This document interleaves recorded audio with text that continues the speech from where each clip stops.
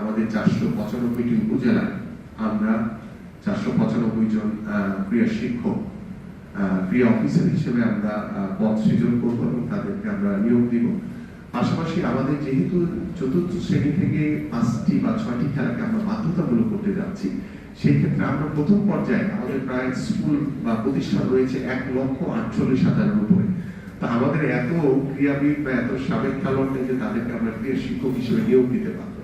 আমরা যেটি করছি সেটি হচ্ছে যে 495টি উপজেলায় যেহেতু আমাদের 5টি থেকে 6টি খেলাকে আমরা বাধ্যতামূলক করবো, প্রত্যেকটি খেলার জন্য আমরা 3 জন করে ক্রীড়া শিক্ষক নিয়োগ দিব।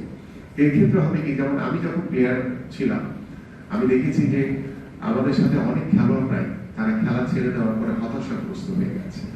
তারা হয়তো কেউ বাড়িতে গিয়ে দোকান দিয়েছে, কেউ হয়তো বিদেশে চলে গেছে, তাদের সেই আর্থিক সচ্ছলতা তারা পায়নি।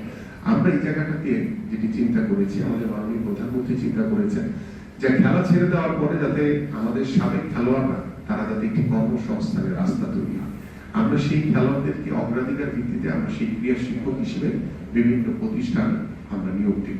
এভাবে আমাদের একটা কর্ম পরিকল্পনা রয়েছে। পাশাপাশি আমাদের স্পোর্টস ইন্ডাস্ট্রি করার একটি পরিকল্পনা রয়েছে। যদি এটি বেসরকারিভাবে আমরা করতে চাই, আমাদের যারা বিভিন্ন উদ্যোক্তারা রয়েছে তাদের কাছে আমরা সেই অফারটি করবো যে আমাদের পার্শ্ববর্তী দেশ পাকিস্তান শিয়ালকোটের কথা আপনারা অনেকেই জেনেছেন যে শিয়ালকোটের ফুটবল দিয়ে কিন্তু বিশ্বকাপ ফুটবল খেলা হয়।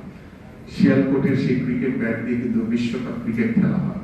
বিভিন্ন স্পোর্টস গুডস যদি পাকিস্তানের সেই শিয়ালকোটে তৈরি হয়, আমরা কেন পাবো না? আমরা যদি আমাদের দেশের চাহিদা যদি পূরণ করে আমরা যদি বিদেশেও যদি রপ্তানি করতে পারি সেই আন্তর্জাতিক মানের, এবং আমরা স্পোর্টস ডিপ্লোমেসির মাধ্যমে